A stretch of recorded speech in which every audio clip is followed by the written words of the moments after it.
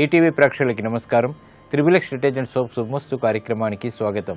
ఈనాడు శుభమస్తు కార్యక్రమంలోని గ్రహఫలం అంశంలో గ్రహాల యొక్క స్థితిగతులు, వాటి యొక్క శుభాశుభ ఫలితాల గురించి పరిశీలిద్దాం. అలాగే ఈరోజు 12 రాశుల వారికి ఏ సంఖ్యలు కలిసి వస్తాయి, రంగుల యొక్క ప్రాధాన్యత, ఏ దేవతల్ని పూజించాలి, ఎటువంటి దేవతాస్తుతులు పఠించాలి, ముఖ్యంగా 12 రాశుల వారు ఈరోజు చేపట్టవలసినటువంటి కార్యక్రమాలు ఏమిటో పరిశీలిద్దాం. ముందుగా నేటి పంచాంగ వివరాలు. శ్రీ జైనామ సంవత్సరం కార్తీక మాసం, దక్షిణాయనం, శరదృతువు. ఈ రోజు కార్తీక బహుళ షష్ఠి, సామాన్య కార్యక్రమాలకు పనికి వస్తుంది. వారం సోమవారం లేదా బుధవారం. ఈ 12 రాశుల వారు ఈరోజు శివాలయంలో వెలిగించేటువంటి దీపారాధన ద్వారా బుధుడి ద్వారా ఏర్పడేటువంటి రుగ్మతలు తొలగిపోతాయి. ముఖ్యంగా బుధగ్రహం జాతకరీత్యా దుష్టస్థానాల్లో ఉన్నప్పుడు కానీ, కేంద్రాధిపత్య దోషం వచ్చినప్పుడు కానీ, ఈ దశ అంతర్దశల్లో విపరీతమైనటువంటి ప్రతికూల పరిస్థితుల్ని కలిగించడం సహజం. ఇటువంటి దుష్ప్రభావాలన్నీ కూడా ఈ ప్రక్రియ ద్వారా దూరమవుతాయి. ఇక ఈరోజు నక్షత్రం పునర్వసు నక్షత్రం. ఈ పునర్వసు నక్షత్రంలో ఈరోజు పుట్టేటువంటి వారికి ఏ పాదంలో పుట్టినప్పటికీ కూడా దోషం లేదు, శుభప్రదమైనది. అలాగే ఈ పునర్వసు నక్షత్రంలో ఈరోజు పుట్టేటువంటి వారికి బృహస్పతి యొక్క మహాదశతోటి ప్రారంభమవుతుంది. ప్రస్తుతం బృహస్పతి యొక్క స్థితి ఉచ్చస్థితి, అలాగే కర్కాటక క్షేత్ర స్థితి కాబట్టి ఇది అనుకూల లగ్నాల్లో ఆధిపత్యత హసుగుడైనప్పుడు చక్కటి యోగాన్ని, ఐశ్వర్యాన్ని కలిగించడంలో చాలా సమర్థత కలిగినటువంటి గ్రహం. ఇక గ్రహాల యొక్క స్థితిగతులను కనుక పరిశీలించినట్టయితే బృహస్పతి యొక్క ఉచ్చస్థితి కర్కాటక క్షేత్రంలో, శని యొక్క శత్రుక్షేత్ర స్థితి, అలాగే రవి యొక్క నీచ స్థితి, శుక్రుడు యొక్క స్వక్షేత్ర స్థితి, బుధుడు యొక్క తులాక్షేత్ర స్థితి, రాహు యొక్క కన్యాక్షేత్ర స్థితి, కేతువు యొక్క మీనక్షేత్ర స్థితి ఈ రోజు ఉన్నటువంటి గ్రహస్థితి. ఇక 12 రాశుల వారికి ఏర్పడేటువంటి శుభాశుభ ఫలితాలను పరిశీలిద్దాం. ముందుగా మేషరాశి. ఈరోజు మేషరాశి వారిని పరిశీలించినట్టయితే వ్యాపార సంబంధ బాంధవ్యాలు మెరుగవుతాయి. ఆర్థికపరమైనటువంటి అంశాల్లో మొదట ప్రతికూలత, తర్వాత అనుకూలత ఏర్పడుతుంది. కార్యక్రమ నిర్వహణలో క్రమశిక్షణ కొనసాగుతుంది. వ్యాపార ప్రతిబంధకాలను ఎదుర్కొనేటువంటి శక్తి సామర్థ్యాలు లభిస్తాయి. విద్యాపరమైనటువంటి చిక్కులు వీడిపోయేటువంటి సంఘటనలు ఆనందాన్ని కలిగిస్తాయి. గృహ విషయాల్లో కూడా అనుకూలత పెరుగుతుంది. ప్రయాణాల విషయంలో ఏర్పడినటువంటి ప్రతికూలత తగ్గుతుంది. ఈ రోజు మీ అదృష్ట సంఖ్య 5. ఆకుపచ్చ వర్ణం రక్షణకి దోహదపడుతుంది, ప్రతికూల పరిస్థితిని దూరం చేస్తుంది. అనుకూల దైవం మహాగణపతి. ఈ రోజు ఈ రాశి వారు మహాగణపతిని దర్శించి నమస్కరించి పూజించడం శ్రేయస్కరం. మహాగణపతికి చేసేటువంటి అభిషేకాది కార్యక్రమాలు, అష్టోత్తర పఠనాలు ఈరోజు మీకు బలాన్ని చేకూర్చి విఘ్నాల్ని దూరం చేస్తుంది. ఆరోగ్య పరీక్షలు ఈరోజు మీకు మేలుని కలిగిస్తాయి. ఈరోజు వృషభ రాశి వారిని పరిశీలించినట్టయితే ఆర్థికపరమైనటువంటి చిక్కులు ప్రబలమవుతాయి. చేపట్టేటువంటి కార్యక్రమాలపై శ్రద్ధ తగ్గుతుంది. నూతన కార్యక్రమాల విషయంలో జాగ్రత్తతో కూడినటువంటి నిర్ణయాలు తప్పనిసరి. ఆర్థికపరమైనటువంటి అంచనాలు తారుమారయ్యేటువంటి సంఘటనలు విస్మయాన్ని కలిగిస్తాయి. వ్యాపార ప్రతిబంధకాలు ప్రబలమవుతాయి. వృత్తి, ఉద్యోగ సంబంధిత కార్యక్రమాల్లో ప్రశాంతతకై చేసేటువంటి ప్రయత్నాల్లో కూడా విఘ్నాల్ని చవిచూస్తారు. ఈ రోజు మీ అదృష్ట సంఖ్య 9. ఎరుపు వర్ణం ధైర్యాన్ని కలిగిస్తుంది, ప్రతికూల పరిస్థితులు దూరం చేస్తుంది. అనుకూల దైవం శ్రీ వెంకటేశ్వర స్వామి. ఈ రోజు ఈ రాశివారు శ్రీ వెంకటేశ్వర స్వామిని దర్శించి నమస్కరించి పూజించడం ద్వారా గ్రహ అతి ప్రతికూలతని దూరం చేసుకోగలుగుతారు. విదేశీ లావాదేవీలు, సంభాషణలు ఈరోజు మీకు ఊరట కలిగిస్తాయి. ఈరోజు మిథున రాశి వారిని పరిశీలించినట్టయితే అలంకరణకి ప్రాధాన్యతనిస్తారు. విద్యాపరమైనటువంటి వ్యవహారాలు బాగా కలిసి వస్తాయి. నూతన కార్యక్రమాల్ని అవలీలగా ప్రారంభించగలుగుతారు. స్థిరాస్తి విషయాల్లో అనుకూలత పెరుగుతుంది. వ్యవహారాల్లో ఏర్పడినటువంటి ప్రతికూల పరిస్థితుల్ని సమర్థించుకునేటువంటి అవకాశాలు దగ్గరవుతాయి. నూతన కార్యక్రమాలకి శ్రీకారం చుట్టగలుగుతారు. గృహ సంబంధిత కార్యక్రమాలు అనుకూలం. ఈ రోజు మీ అదృష్ట సంఖ్య 5. ఆకుపచ్చ వర్ణం రక్షణకి దోహదపడుతుంది, ఆనందకర పరిస్థితుల్ని ఆహ్వానిస్తుంది. అనుకూల దైవం శ్రీ మహావిష్ణువు. ఈ రోజు ఈ రాశివారు శ్రీ మహావిష్ణువుని దర్శించి నమస్కరించి పూజించడం ద్వారా ఉత్తమ ప్రయోజనాలు సాధించగలుగుతారు. ఆర్థిక వ్యవహారాలు, లావాదేవీలు, సంభాషణలు ఈరోజు మీకు లాభిస్తాయి. ఈ రోజు కర్కాటక రాశి వారిని పరిశీలించినట్టయితే వాహన సౌఖ్యం కొనసాగుతుంది. చేపట్టేటువంటి కార్యక్రమాలపై పట్టు బిగించగలుగుతారు. తలనొప్పి సంఘటన నుంచి బయటికి రావడం చేసేటువంటి ప్రయత్నాలు కలిసి వస్తాయి.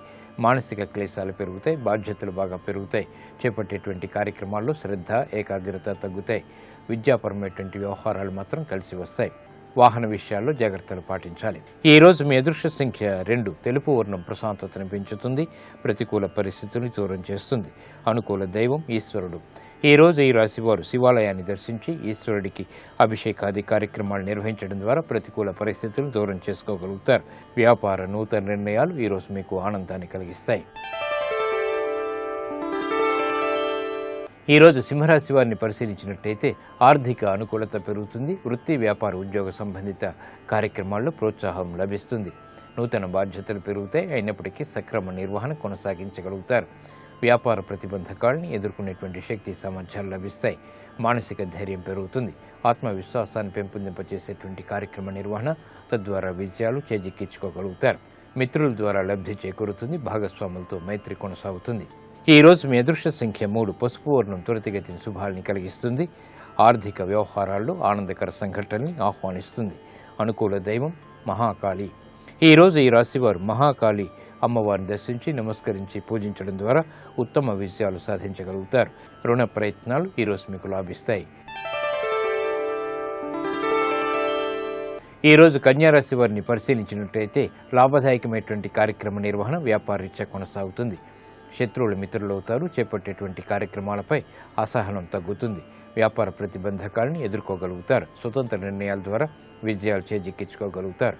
మిత్రుల ద్వారా లబ్ధి చేకూరుతుంది. నూతన కార్యక్రమాలు గృహరీత్యా చేపట్టగలుగుతారు. ఆశాజనకమైనటువంటి వాతావరణం ఆర్థికంగా దగ్గరవుతుంది. ఆనందాన్ని కలిగిస్తుంది. ప్రయాణాలు సుఖవంతం. ఈ రోజు మీ అదృష్ట సంఖ్య 9. ఎరుపు వర్ణం ధైర్యాన్ని కలిగిస్తుంది. సాహస నిర్ణయాల ద్వారా ప్రతికూల పరిస్థితులను దూరం చేస్తుంది. అనుకూల దైవం లక్ష్మీ నరసింహస్వామి. ఈ రోజు ఈ రాశివారు లక్ష్మీ నరసింహస్వామిని దర్శించి నమస్కరించి పూజించడం ద్వారా వ్యాపార విజయాలు త్వరితగతిని చేజిక్కించుకోగలుగుతారు. ఆర్థిక ప్రయత్నాలు ఈ రోజు మీకు లాభిస్తాయి. ఈ రోజు తులారాశి వారిని పరిశీలించినట్టయితే ఆర్థిక అసహనం తగ్గుతుంది. మనోధైర్యం పెరుగుతుంది. వృత్తి వ్యాపార ఉద్యోగ సంబంధిత కార్యక్రమాల్లో స్వతంత్ర నిర్ణయాలు తీసుకోగలుగుతారు. వ్యయం ఎక్కువగా ఉంటుంది. శ్రమ అధికంగా ఉన్నప్పటికీ ఆలస్యంతో కూడినటువంటి విజయాలు చేజిక్కించుకోగలుగుతారు. గృహ విషయాల్లో జాగ్రత్తతో కూడినటువంటి నిర్ణయాలు తప్పనిసరి. ప్రతికూల పరిస్థితుల్ని వ్యాపారరీత్యా ఎదుర్కోగలుగుతారు. ఈ రోజు మీ అదృష్ట సంఖ్య 3. పసుపు వర్ణం త్వరితగతిని శుభాల్ని కలిగిస్తుంది. ప్రతికూల పరిస్థితిని దూరం చేస్తుంది. అనుకూల దైవం శ్రీ మహాలక్ష్మి. ఈ రోజు ఈ రాశివారు మహాలక్ష్మి అమ్మవారిని దర్శించి నమస్కరించి పూజించడం ద్వారా ఆర్థిక విజయాలు దగ్గరవుతాయి. ఉద్యోగ ప్రయత్నాలు ఈ రోజు మీకు లాభిస్తాయి.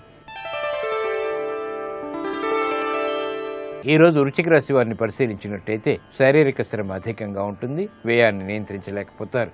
వృత్తి వ్యాపార ఉద్యోగ సంబంధిత కార్యక్రమాల్లో జాగ్రత్తతో కూడినటువంటి నిర్ణయాలు తప్పనిసరి. ప్రయాణాల విషయంలో కూడా జాగ్రత్తలు పాటించాలి. వ్యాపార ప్రతికూలత ప్రబలమయ్యేటువంటి సంఘటనలు విస్మయాల్ని కలిగిస్తాయి. గృహ విషయాల్లో ఆచితూచి నిర్ణయాలు తీసుకోవాలి. ఈ రోజు మీ అదృష్ట సంఖ్య 5. ఆకుపచ్చ వర్ణం రక్షణకి దోహదపడుతుంది. ప్రతికూల పరిస్థితిని దూరం చేస్తుంది. అనుకూల దైవం శ్రీ మహావిష్ణువు. ఈ రోజు ఈ రాశివారు శ్రీ మహావిష్ణువుని దర్శించి నమస్కరించి భక్తి శ్రద్ధలతో పూజించడం ద్వారా ఏలినాటి శని ద్వారా ఏర్పడేటువంటి అతి ప్రతికూలత తగ్గుతుంది.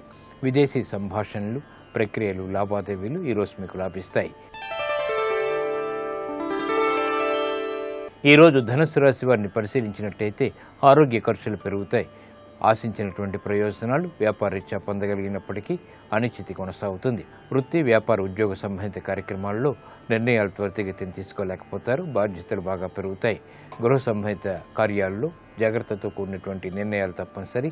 ప్రతికూల పరిస్థితులు ఆర్థికంగా తారసపడతాయి. విదేశీ సంబంధిత లావాదేవీలు మొదట అనుకూలత, తర్వాత ప్రతికూలతని కలిగిస్తాయి. ఈ రోజు మీ అదృష్ట సంఖ్య 2. తెలుపు వర్ణం ప్రశాంతతను పెంచుతుంది. ప్రతికూల పరిస్థితిని దూరం చేస్తుంది. అనుకూల దైవం లక్ష్మీ నరసింహస్వామి.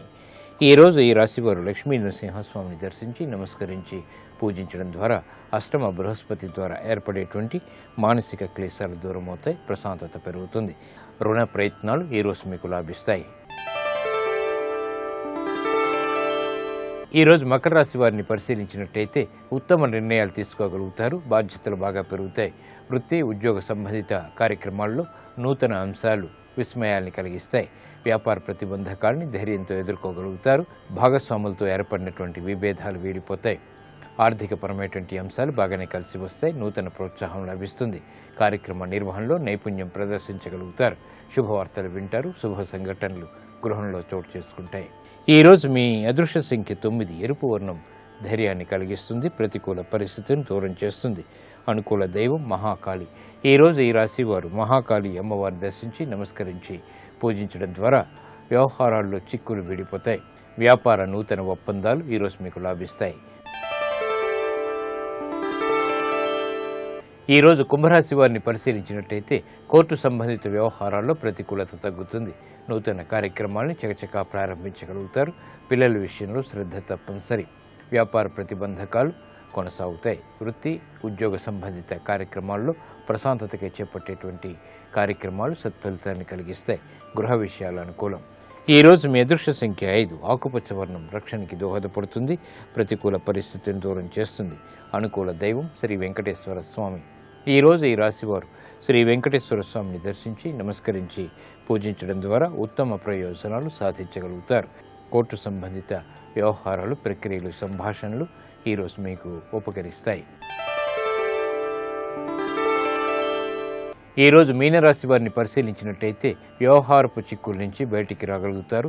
ఆనందకర వాతావరణం వ్యాపారీత్యా కొనసాగుతుంది.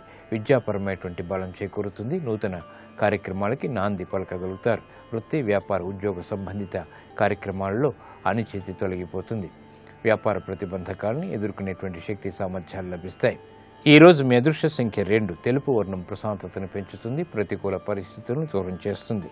అనుకూల దైవం ఈశ్వరుడు. ఈరోజు ఈ రాశివారు శివాలయాన్ని దర్శించి ఈశ్వరుడికి అభిషేకాది కార్యక్రమాలు నిర్వహించడం ద్వారా మనోధైర్యం పెరుగుతుంది. కార్యసిద్ధి ఏర్పడుతుంది. విద్యా ప్రయత్నాలు ఈరోజు మీకు లాభిస్తాయి. ఇప్పుడు ఆరోగ్యం ఆయుర్వేద వంశంలో అనారోగ్య సమస్యలకు ఆయుర్వేద పరిష్కార మార్గాలు తెలుసుకుంటారు. నమస్కారం. ఈనాటి శుభమస్తు కార్యక్రమంలో ఆరోగ్యం ఆయుర్వేదం శీర్షికన ఫ్లూ జ్వరం నివారించుకోవడానికి ఆయుర్వేదంలో ఉండేటువంటి పరిష్కార మార్గాల గురించి తెలుసుకుందాం. ఈ ఫ్లూ జ్వరం అనేటువంటిది ప్రతి వాళ్ళు వినేటువంటి పేరే. అయితే ఈ జ్వరం ఏంటంటే ఏదో ఈ సీజన్లో వస్తుంది, ఈ సీజన్లో రాదు అని చెప్పడానికి లేదు. ఎప్పుడైనా వచ్చేటువంటి సమస్యే. కానీ చలికాలంలో కాస్త ఎక్కువగా వచ్చేటప్పుడు అవకాశం ఉంటుందన్నమాట. ఇది ఒక వైరస్తో వచ్చేటువంటి జ్వరం. ఇన్ఫ్లుయెంజల్ వైరస్ అని ఒక వైరస్ వల్ల వచ్చేటువంటి జ్వరం అన్నమాట. ఈ జ్వరం వచ్చినప్పుడు ఏంటంటే మనకి శరీరంలో కొంచెం ఒళ్ళు నొప్పులుగా ఉండడం, తర్వాత దగ్గు కానీ లేకపోతే గొంతులో నొప్పి కానీ, అంటే రెస్పిరేటరీ సంబంధమైనటువంటి శ్వాసకోశాలకు సంబంధించినటువంటి సమస్యలు ఎక్కువగా ఉంటూ ఉంటాయి.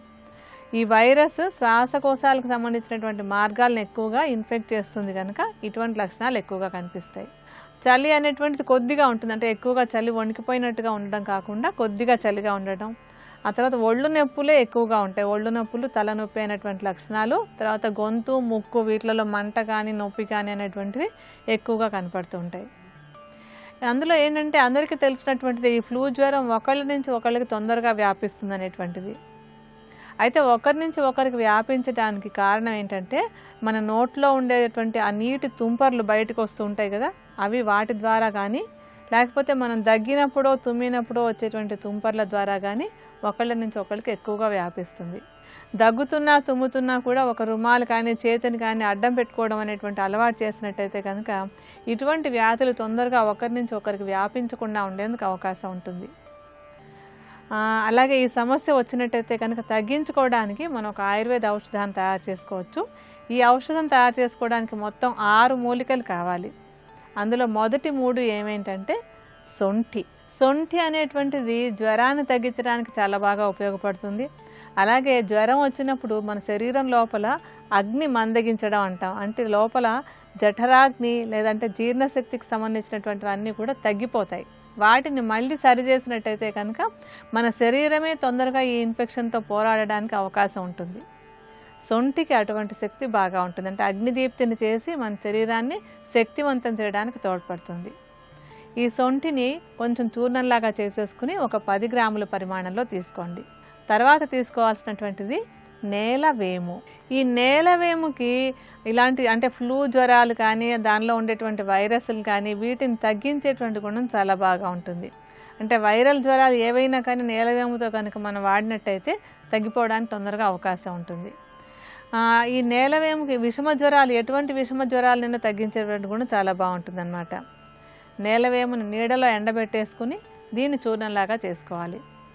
ఈ చూర్ణాన్ని ఎక్కువగా అంటే మిగతా మూలికలన్నిటికంటే కొంచెం ఎక్కువగా 50 గ్రాముల పరిమాణంలో తీసుకోవాలి. ఆ తర్వాత మనం తీసుకోబోయేటువంటిది సోంపు. ఈ సోంపుకు కూడా జ్వరాన్ని తగ్గించేటువంటి గుణం చాలా బాగా ఉంటుంది. అంటే జ్వరంలో ఉండేటువంటి ఇన్ఫెక్షన్ తగ్గించి చలవ చేసేటువంటి గుణం సోంపులో బాగుంటుందన్నమాట. సోంపుని మామూలుగా అంటే వేయించడం అనేది అక్కర్లేకుండా కొంచెం మెత్తటి చూర్ణంలాగా చేసేసుకుని దీన్ని కూడా ఒక 10 గ్రాముల పరిమాణంలో తీసుకోండి.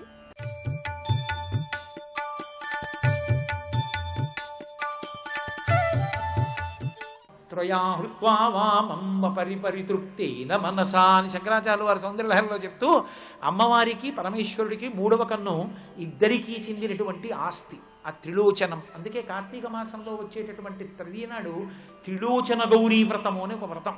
ఆ వ్రతంలో ప్రత్యేకంగా కొన్ని పువ్వులతో పూజ చేస్తారు అమ్మవారికి. కాబట్టి అటువంటి పరమశివుని యొక్క పాదములు పట్టుకుంటే, పరదేవత పాదములు పట్టుకుంటే మళ్లీ పుట్టవలసిన అవసరం లేకుండా యమధర్మరాజు గారిని శాసించగలిగిన వాడు ఆయనే. మళ్లీ పుట్టవలసిన అవసరం లేకుండా మన్మధుణ్ణి నిగ్రహించగలిగిన వాడు ఆయనే. కాబట్టి ఇక జనన మరణములు లేకుండా చేయగలిగినటువంటి మోక్షస్థితిని కల్పించగలిగినటువంటి పరమేశ్వరుని అనుగ్రహము చేత సంసార భ్రమణ పరితాపోప శమనమును పొందడానికి ఉపకరణమే పరమేశ్వర లింగాభిషేకం. ఆ అభిషేకము చేత బాహ్యమునందు ఐశ్వర్యమును పొందొచ్చు, లోకశాంతిని సాధించవచ్చు, ఆంతరమునందు ప్రశాంతంగా హాయిగా సంసార భ్రమణ పరితాపోపశమనము నుండి దూరమై జ్ఞానమును పొందడానికి కావలసినటువంటి అర్హతని సంపాదించుకోవచ్చు. ఇన్నిటికీ ఉపాసనా కాలం కాబట్టి ఇప్పుడు చేసినటువంటిది ఏదైనా కూడా ద్విగుణీకృతమైన ఫలితాన్ని ఇవ్వగలదు. కాబట్టి కార్తీక మాసంలో సమాన స్థాయిలో ఇటు పరమశివుడి పూజ, అటు శ్రీ మహావిష్ణువు యొక్క పూజ ఏ విధమైనటువంటి భేదం లేకుండా, ఏ విధమైన అరమరికలు లేకుండా ఒక్కటైనటువంటి భగవత్తత్వంగా మనసు లోపల భావన చేస్తూ చక్కగా ఆ శివకేశవుల స్వరూపంగా ఇద్దరినీ కూడా ఆరాధించేటటువంటి కాలం. ఇంత పరమ పవిత్రమైనటువంటి కార్తీక మాసంలో ఒక విశేషం, అపమృత్యు భయం లేకుండా చేసుకోవడం అన్నది ప్రధానం. మీకు నేను చెప్పా, కార్తీక మాస ప్రారంభమునకు ముందు ఆశ్వీజ మాసం చిట్ట చివరి దీపావళి అమావాస్య నాడు అపమృత్యు దోషాన్ని తొలగించుకోవడానికి ఆ ఉత్తరేణి ఆ మట్టి పెళ్లతో ఉన్నదాన్ని తీసుకొచ్చి శీతలోష్ట సమాయుక్త సకంటక దళాన్విత హరపాపం అపామార్గ భ్రామ్యమాణ పునఃపునః అంటూ దాన్ని తిప్పుకుంటారు. అపమృత్యు దోషం పోతుంది అని. ఆ అపమృత్యు దోషాన్ని పోగొట్టడానికి వీలైనటువంటి తిథులు కొన్ని నడుస్తాయి. చిత్రం ఏమిటంటే, ఏదో పెద్ద కష్టపడిపోయి ఉపాసన చెయ్యవలసిన అవసరం లేకుండా తప్పుకోవచ్చు. అత్యంత ప్రేమతో కూడిన మానవీయ సంబంధంతో. లోకంలో మధురాతి మధురమైన పిలుపు అన్నయ్య అన్న పిలుపు. అన్నయ్య అన్నయ్య అని చెల్లెలు పిలుస్తుంటే అసలు ఏ అన్నకైనా మనసు కరిగిపోతుంది. అసలు ఆ అన్నయ్య అన్న మాట ఎవరు కనిపెట్టారో కానీ ఆ అన్నయ్య అన్న పిలుపు పోతన గారికి ఎంత ఇష్టం. అమ్మా ఒకటి, అన్నయ్య ఒకటి. ఎక్కడైనా అవకాశం వచ్చిందా వదలరు పోతన గారు. అన్నవు నీవు చెల్లెలికి అక్కట చీరలు మడలిచ్చుటో మన్నన చేయుటో మధుర మంజుల భాషలను ఆదరించుటో చేయక మిన్నుల మ్రోతలే నిజము మేలని చంపకుమన్న మాని రావన్న తగదన్న సహింపుమన్న వేడెదన్ అంటాడు వసుదేవుడు. బావా అనడు, అన్నవు నీవు చెల్లెలికి. అన్నతో మొదలుపెట్టారు పద్యం. నీ చెల్లెలయా, నువ్వు అన్నయ్యవి. అన్నవు నీవు చెల్లెలికి అక్కట మాడలు చీరలిచ్చుటో. చెల్లెలు కనపడితే సంతోషంగా ఓ చీర ఇవ్వాలి, పసుపు కుంక, అమ్మ కట్టుకో అని. ఆవిడ ఎంత ఐశ్వర్యవంతురాలైనా మా అన్నయ్య ఇచ్చిన చీర అని కట్టుకుని మురిసిపోతుంది. కాబట్టి ఇవ్వద్దు అంటాడు. పిచ్చి తల్లి దేవకీదేవి కంసుడు వచ్చి బిడ్డని లాగేస్తుంటే ఆవిడ ఆ కంసుడి వంక చూసి అంటుంది, అన్న చెమింపు మన్న తగదల్లుడు కాడిది మేన కోడలవు మన్నన చేయుమన్న విను మానిని చంపుట రాజపాటి కాదన్న సుకీర్తివై మనగదన్న మహాత్ములు పోవు త్రోవ పోవన్న భవత్ సహోదరి కదన్న నిను శరణంబు వేడదన్ అంటుంది. 1కి 10 మాటలు అన్నయ్య అన్నయ్య అన్నయ్య అంటుంది. ఆ అన్నయ్య అన్నయ్య అన్నయ్య అంటే కరిగిపోతాడు. అది ఎక్కడవనివ్వండి ఆ అనుబంధం అంతే. మీకు సాధారణంగా గమనిస్తే దేవతలకి కూతుళ్ళు ఉండడం అన్నది తక్కువ ఉండదు. ఒక్క సూర్య భగవానుడు మాత్రం ఓ కొడుకుని కూతుర్ని కన్నాడు. యమున కూతురు, యముడు కొడుకు. యమున ముందుకు వెళ్ళిపోతుంది, వెనక్కి రాదు. కాలమునకు గుర్తు యమున. కాలమునందు ఎవరు పడిపోవాలో వాళ్ళని అరమరిక లేకుండా పడగొడతాడు యముడు. ఎంత యముడు మనం వినడానికి కొంచెం బాధగా అనిపించినా వాళ్ళిద్దరూ అన్నా చెల్లెలు. అసలు నిజంగా ఆయన చేసిన దోషమేం లేదు. ఎందుకంటే మహానుభావుడు శరీరంలోంచి విడిపించకపోతే వృద్ధాప్యంలో ముసలి శరీరాన్ని పట్టుకుని ఏం చేస్తావు, విడిపించి కొత్త శరీరంలో ప్రవేశపెడుతున్నాడు. అందుకే మృత్యువు దేవత అన్నారు. నోములు వ్రతాలు లేకపోయినా ఆవిడ దేవతా స్వరూపం మృత్యువు. కాబట్టి ఆ యమునకి కోరిక, మా అన్నయ్య వస్తే బాగుండదు. ఆయనకి ఖాళీ ఎక్కడ ఉంటుంది పాపం, వస్తాడా? ప్రతి క్షణం అలా పంపుతూనే ఉండాలి, పడగొడుతూనే ఉండాలి, తీసుకొస్తూనే ఉండాలి, పాపపుణ్యాలు విచారణ చేస్తూనే ఉండాలి, వింటూ ఉండాలి, శిక్షలు వేస్తుండాలి. కలెక్టర్ మెజిస్ట్రేట్ లాగా ఆయనే న్యాయస్థానం, ఆయనే తీర్పులు, ఆయనే శిక్షలు, ఆయనే తీసుకొస్తూ ఉండడాలు. ఎన్ని పనులు ఆయనకి. వస్తానమ్మా, అంత ఖాళీ ఎక్కడుందనేవాడు. ఎందుకో బుద్ధి పుట్టింది పాపం, ఇన్ని మాటలు అడుగుతోంది, వెళ్ళొద్దు. అసలు యమదంస్త్ర బయటికి వచ్చే కాలం కార్తీక మాసం అయినా కూడా చెల్లెలు ఇన్ని మాటలు పిలుస్తోందని చెల్లెలింటికి భోజనానికి అన్నయ్య వచ్చాడు. పరమ ప్రేమతో అన్నం పెట్టి భోజనం చేశాడు. చేసి మరి చెల్లెలకి ఏమైనా మాడ ఇవ్వద్దు, కోరిక తీర్చద్దు. ఆయన అన్నాడు, అమ్మా ఏం కావాలి చెప్పిస్తానన్నాడు. అంటే చెల్లెలంది, అన్నయ్య నీ పేరు చెప్పేటప్పటికి లోకం అంతా భయపడుతూ ఉంటుంది. నువ్వు ఎంత ధర్మరాజు అయినా, ఎంత ధర్మాత్ముడు అయినా మా అన్నయ్య యమధర్మరాజు గారని చెప్పి బాబోయ్ అంటారు. ఓసారి చూడడానికి వస్తామని ఎవరు అనరు అన్నయ్య. అందుకని నిన్ను నేను ఒక్క వరం అడుగుతున్నాను. ఈ కార్తీక మాసంలో వచ్చినటువంటి శుక్లపక్ష విధియ నాడు నువ్వు నా ఇంటికి వచ్చి భోజనం చేశావు. ఏ అక్క చెల్లెలు ఇంటికి ఏ అన్నదమ్ముడు వెళ్ళి అన్నం తిన్నా వాడి జోలికి నువ్వు వెళ్ళకు, అపమృత్యు దోషం ఇవ్వకు. అపమృత్యు దోష నివారణార్థం వాడు ఏ మృత్యుంజయ హోమమో రుద్రాభిషేకమో చేసుకుంటే కరుణించినట్టుగా అక్క చెల్లెల చేతి అన్నం తింటే వదిలిపెట్టాయన్నయ్య అంది. అమ్మా ఎంత గొప్ప కోరిక కోరావమ్మా, ఇందులో కూడా అన్నయ్య మీద ప్రేమే. తప్పకుండా కార్తీక మాస శుక్లపక్ష విధియ నాడు ఏ అన్నయ్య అక్క చెల్లెల ఇంటికి వెళ్ళి అన్నం తింటాడో ఆ అన్నయ్యకి అపమృత్యు దోషం లేదమ్మా అన్నాడు. అందుకే దాన్ని సోదరి ద్వితీయ అని పిలుస్తారు. అన్నదమ్ములందరూ అక్క చెల్లెళ్ళ ఇంటికి ఎడతారు. అక్క చెల్లెళ్ళు తోడ పుట్టడానికే కాదు, అన్నదమ్ముల్ని సోదరి ద్వితీయ నాడు ఆహ్వానించాలి.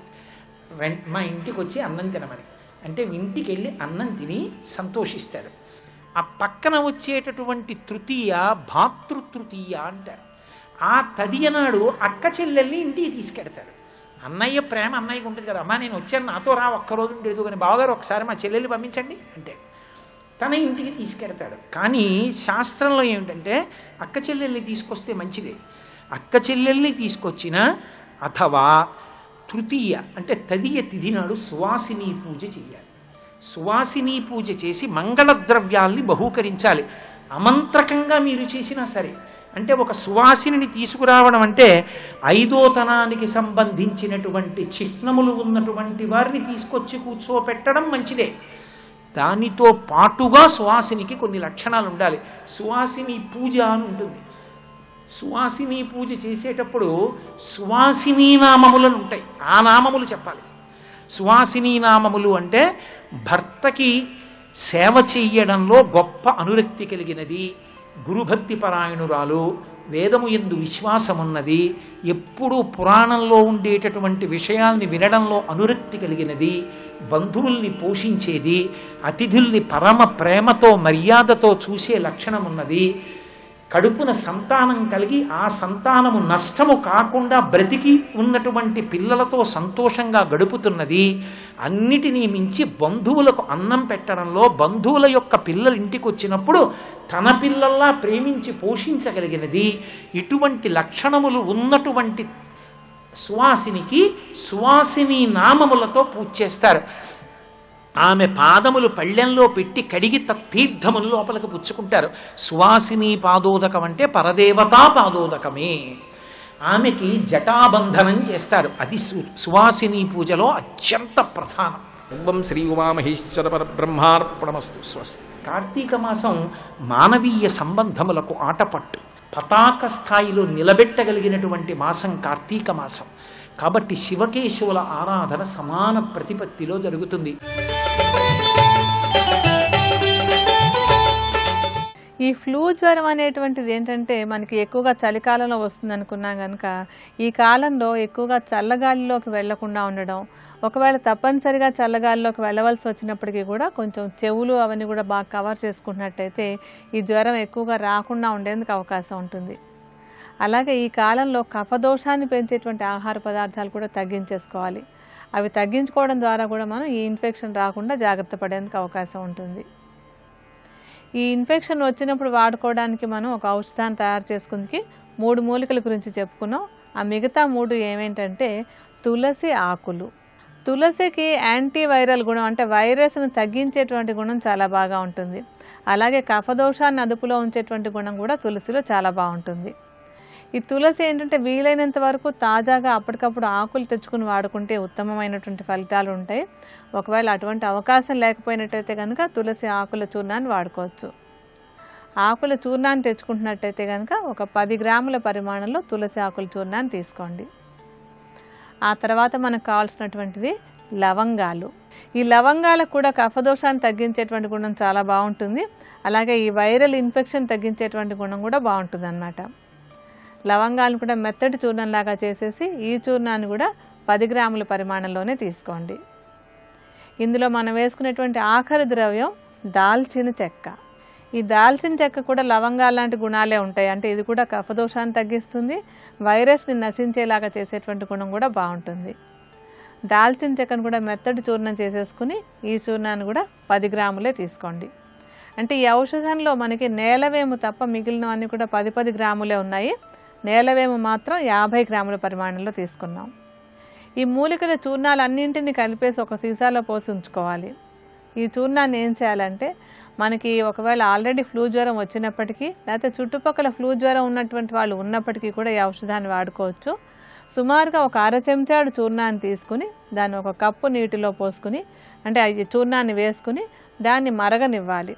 అంటే సగం నీరు ఎగిరిపోయేంత వరకు మరగనిచ్చి ఆ మిగిలినటువంటి ఆ కషాయాన్ని సుమారుగా ఒక 30 మిల్లీలీటర్ల పరిమాణంలో పొద్దున్న, మధ్యాహ్నం, సాయంత్రం 3 పూట్ల కూడా కొద్దిగా తేనె కలుపుకొని తీసుకుంటూ ఉన్నట్టయితే ఫ్లూ జ్వరం త్వరగా తగ్గిపోవడానికి, ఒకవేళ ఆల్రెడీ చుట్టుపక్కల ఉన్నట్టయితే కనుక ఆ ఫ్లూ జ్వరం మనకి రాకుండా ఉండడానికి కూడా ఈ ఔషధం సహాయపడుతుంది. మరికొన్ని అనారోగ్య సమస్యలు వాటికి ఉండేటువంటి ఆయుర్వేద పరిష్కారాల గురించి రేపటి శుభమస్తులో తెలుసుకుందాం.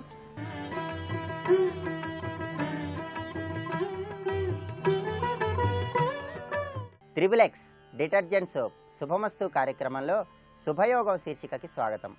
ఈ శీర్షికన రత్నధారణ ప్రయోజనాలు అనే అంశం గురించి పరిశీలిద్దాం. జ్యోతిష శాస్త్రరీత్యా నవగ్రహాలలో గురుగ్రహం దోషయుక్తమై ఉన్నటువంటి తరుణంలో గురువు యొక్క పరిపూర్ణమైన అనుగ్రహాన్ని పొందటానికి, గురు దోషాలను తొలగింపజేసుకోవటానికి గురుగ్రహానికి ప్రీతిపాత్రమైనటువంటి పుష్యరాగ ధారణ చేయాలని రత్నశాస్త్రంలో వర్ణించడం జరిగింది. నక్షత్రాల పరంగా పునర్వసు, విశాఖ, పూర్వభాద్ర నక్షత్రాలలో జన్మించిన వారు, సంఖ్యాశాస్త్ర పరంగా అదృష్ట సంఖ్య 3 కలిగిన వాళ్ళు పుష్యరాగ ధారణ చేసినట్లయితే గురువు యొక్క పరిపూర్ణమైన అనుగ్రహాన్ని సులభంగా పొందవచ్చు. అదేవిధంగా జ్యోతిష శాస్త్రరీత్యా జాతక చక్రంలో గురు మహాదశ జరుగుతున్నప్పుడు కానీ, గురువు జాతక చక్రంలో 6, 8, 12 స్థానాలలో ఉన్నప్పుడు కానీ పుష్యరాగ ధారణ చేసినట్లయితే గురువు యొక్క పరిపూర్ణమైనటువంటి అనుకూలతను పొంది సర్వకార్యాలలో జయాన్ని పొందవచ్చు. పుష్యరాగం ప్రకృతిలో అనేక రంగులలో లభిస్తున్నప్పటికీ బంగారపు రంగులో ఉన్నటువంటి కనక పుష్యరాగానికి విశేషమైన ప్రాధాన్యత ఉంది. కనుక ఎవరైతే బంగారపు రంగులో ఉన్నటువంటి కనక పుష్యరాగాన్ని ధారణ చేస్తారో వాళ్ళకి అత్యుత్తమమైనటువంటి రీతులలో గురువు యొక్క పరిపూర్ణమైనటువంటి అనుగ్రహం కలుగుతుందని రత్నశాస్త్రంలో వర్ణించడం జరిగింది. ఉత్తమమైనటువంటి పుష్యరాగాన్ని ధారణ చేయాలని భావించినటువంటి తరుణంలో స్వచ్ఛమైనటువంటి జాతి పుష్యరాగం వేడి చేసినట్లయితే గులాబీ రంగులోకి మారిపోతుంది.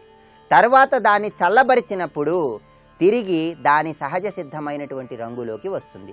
అలా వేడి చేసినప్పుడు గులాబీ రంగులోకి మారినట్లయితే దానిని ఉత్తమమైనటువంటి జాతి పుష్యరాగంగా భావించాలి. జ్యోతిష శాస్త్రరీత్యా జాతక చక్రంలో ప్రత్యేకంగా ధనుస్సు రాశిలో రవి ఉన్నప్పుడు పుష్యరాగం మీద డేగ పక్షి ఆకారాన్ని చెక్కించి ధారణ చేసినట్లయితే సంఘంలో అద్భుతమైనటువంటి గౌరవ మర్యాదలు, కీర్తి ప్రతిష్టలు లభిస్తాయని రత్నశాస్త్రపరంగా, జ్యోతిష శాస్త్రపరంగా వర్ణించడం జరిగింది. పుష్యరాగాన్ని ధారణ చేయటం ద్వారా భార్యాభర్తల మధ్య చక్కటి అన్యోన్యత ఏర్పడుతుంది, వంశ వృద్ధి కలుగుతుంది. ఆరోగ్యపరంగా పుష్యరాగ ధారణ చేసినట్లయితే ఎముకలకు సంబంధించినటువంటి వ్యాధులు, కోరింత దగ్గు, మూల వ్యాధి, సయాటికా వ్యాధి, నత్తి సమస్య, జీర్ణ సంబంధమైనటువంటి సమస్యలు, చక్కెర వ్యాధి, కామెర్ల వ్యాధి వీటిని నివారింపజేసుకోవటానికి ఆస్కారం ఎంతగానో ఉందని, పుష్యరాగ ధారణ వల్ల అనేక అనారోగ్య సమస్యలను తొలగింపజేసుకోవచ్చని రత్నశాస్త్రంలో వర్ణించడం జరిగింది. ఎవరైతే పుష్యరాగ ధారణ చేస్తారో వాళ్ళకు అద్భుతమైనటువంటి మేధాశక్తి కలుగుతుంది, ధనలాభం కలుగుతుంది. విద్యలలో విశేషంగా రాణించటానికి కూడా గురువు యొక్క పరిపూర్ణమైన అనుగ్రహాన్ని పొందటానికి పుష్యరాగ ధారణ ఎంతగానో ఉపకరిస్తుంది. పుష్యరాగ ధారణ చేయటం ద్వారా కోర్టు వ్యవహారాలలో, ప్రత్యేకించి సివిల్ క్రిమినల్ కేసులలో విజయం సాధించటానికి, శత్రువులను సైతం మిత్రులుగా మార్చుకోవటానికి అవకాశం ఎక్కువగా ఉంది. పుష్యరాగాన్ని ధారణ చేయటం ద్వారా రుణబాధల నుండి కూడా సులభంగా బయటపడవచ్చు. రాత్రిపూట పీడకలలు వస్తున్నటువంటి తరుణంలో పుష్యరాగ ధారణ చేసినట్లయితే సుఖ నిద్ర ఏర్పడుతుందని, పీడకలలను తొలగింపజేసుకోవచ్చని కూడా శాస్త్రాలలో వర్ణించడం జరిగింది. ఈ పుష్యరాగంలో కొన్ని ప్రత్యేకమైనటువంటి దోషాలు ఉన్నాయి. మృదులహీన దోషం, గ్రంథి తగర దోషం, కాలుష్య దోషం, కాంతిహీన దోషం, విభిన్న దోషం అని పుష్యరాగాలలో 5 రకాల దోషాలు ఉన్నాయి. మృదులహీన దోషం అంటే పుష్యరాగం పైన గరుకుగా ఉంటుంది.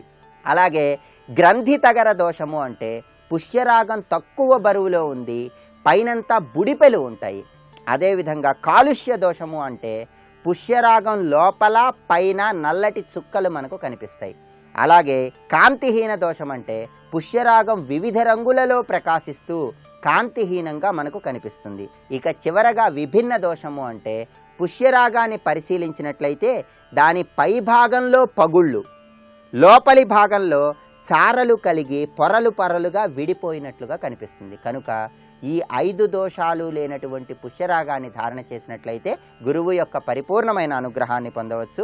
ఏ నెలలోనైనా సరే గురువారం నాడు నవగ్రహ ఆలయంలో గురుగ్రహం దగ్గర పూజ చేయించుకొని ఆ తర్వాత 4 క్యారెట్ల పుష్యరాగాన్ని కుడి చేతి చూపుడు వేలుకు బంగారంలో చేయించుకొని ధారణ చేసినట్లయితే గురువు యొక్క పరిపూర్ణమైన అనుగ్రహాన్ని పొంది ఉద్యోగ వ్యాపారాలలో, ఆర్థిక వ్యవహారాలలో, విదేశీయానానికై చేసే సర్వ ప్రయత్నాలలో చక్కటి పురోభివృద్ధిని సాధించవచ్చు. ఇంకా రత్నధారణకు సంబంధించిన మరిన్ని ఆసక్తికరమైన విశేషాంశాలను గురించి వచ్చే బుధవారం శుభమస్తు కార్యక్రమంలో శుభయోగం శీర్షికన తెలుసుకుందాం. రేపటి శుభమస్తు కార్యక్రమంలో శుభయోగం శీర్షికన ఏ ద్రవ్యాలను మనం దానం చేస్తే ఎటువంటి శుభ ఫలితాలను పొందవచ్చో పరిశీలిద్దాం.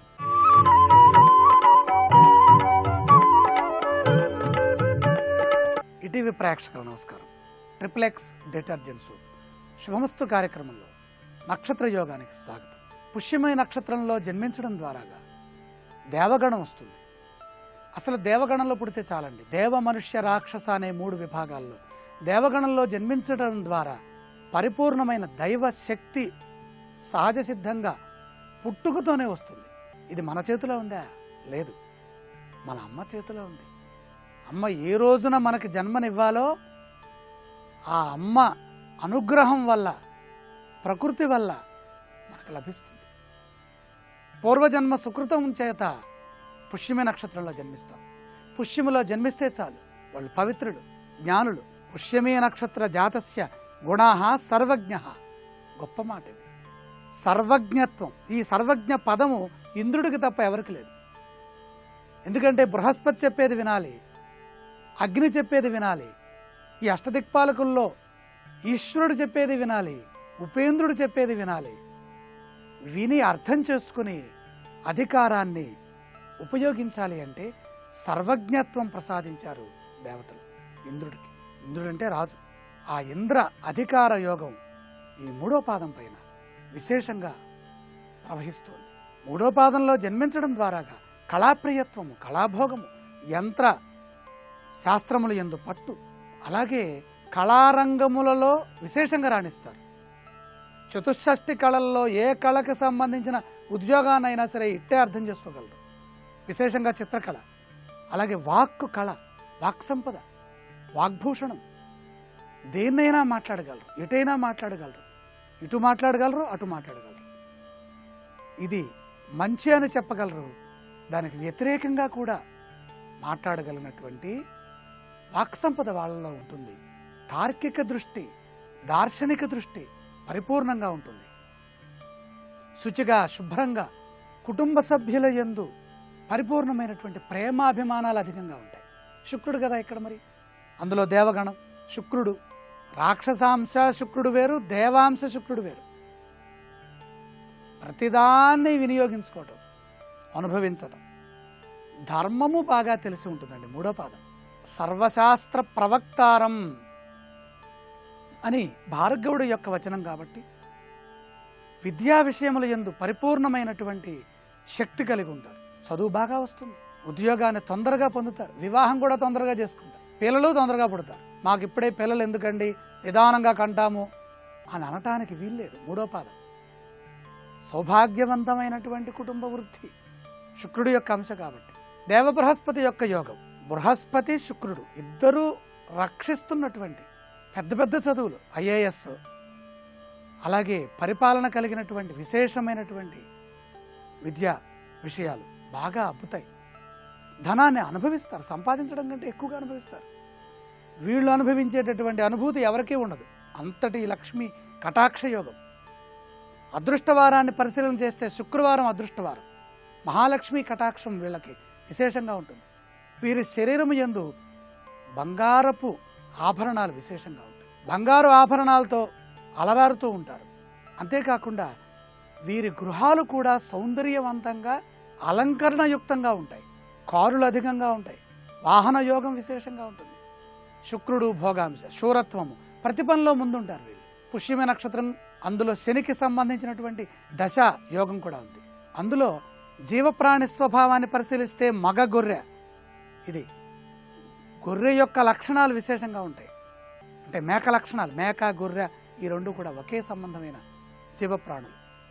వాటి యొక్క స్వభావం వేగవంతంగా చరించడం, వేగవంతంగా అర్థం చేసుకోవటం, శీఘ్రంగా భోజనం చేయటం, ప్రతిదాన్ని అనుభవించటం. అందులో లక్ష్మీదేవి అధిష్టాన దైవంగా ఈ పాదానికి ఉన్నది కాబట్టి లక్ష్మీ వారం నాడు లక్ష్మీ పూజ చేస్తే బాగా కలిసి వస్తుంది. కమలములతో మహాలక్ష్మిని అర్చించడం చాలా మంచిది. శుభ కార్యక్రమాల్లో ధరించవలసినటువంటి రంగు శ్వేతవర్ణము. అలాగే అదృష్టవారం శుక్రవారం. తులారాశిలో ఉన్నటువంటి వారితో స్నేహం చేస్తే విశేషంగా కలిసి వస్తుంది. రేపటి సమస్త కార్యక్రమంలో పుష్యమి నక్షత్రం 4వ పాదంలో జన్మించిన వారి స్వభావం గురించి తెలుసుకుందాం. ఇప్పుడు ఆరోగ్యం యోగా అనే శీర్షికన అనారోగ్య సమస్యల నివారణకై ఉపకరించే కొన్ని యోగాసనాలని పరిశీలన చేద్దాం. సన్నగా ఉన్నవారు లావు కావడానికి, పుష్టిగా తయారు కావటానికి ఆకర్ణ ధనురాసనం బాగా ఉపకరిస్తుంది. వంశపారపర్యం వల్ల, జన్యు సంబంధిత సమస్యల వల్ల, ఆహారాన్ని తగు ప్రమాణంలో తీసుకోకపోవటం వల్ల కొంతమంది వయసుకు తగిన శరీర సౌష్ఠవంతో కనిపించరు. యుక్త వయసు వచ్చినా ఇటువంటి వారు శారీరకంగా అపరిపక్వంగా ఉంటారు. ఈ తరహా వ్యక్తులు వయసుకు తగిన విధంగా శారీరక పుష్టిని సంతరించుకోవటానికి ఆకర్ణ ధనురాసనం ఉపకరిస్తుంది. నేలపై కూర్చుని 2 కాళ్లు చాపి ఎడమ కాలిని ఎడమ చేత్తో, కుడి కాలుని కుడి చేత్తో పట్టుకుని కొద్దిగా పైకి ఎత్తాలి. ఈ స్థితిలో ఒక్కో కాలిని చెవిదాకా లాగాలి. దీనిని ఆకర్ణ ధనురాసనంగా వ్యవహరిస్తారు. యాసనాన్ని నిత్యం సాధన చేయటం వల్ల తల నుంచి కాలి బొటనవేలి వరకు ఉన్న వివిధ కండరాలు పటిష్టవంతమవుతాయి.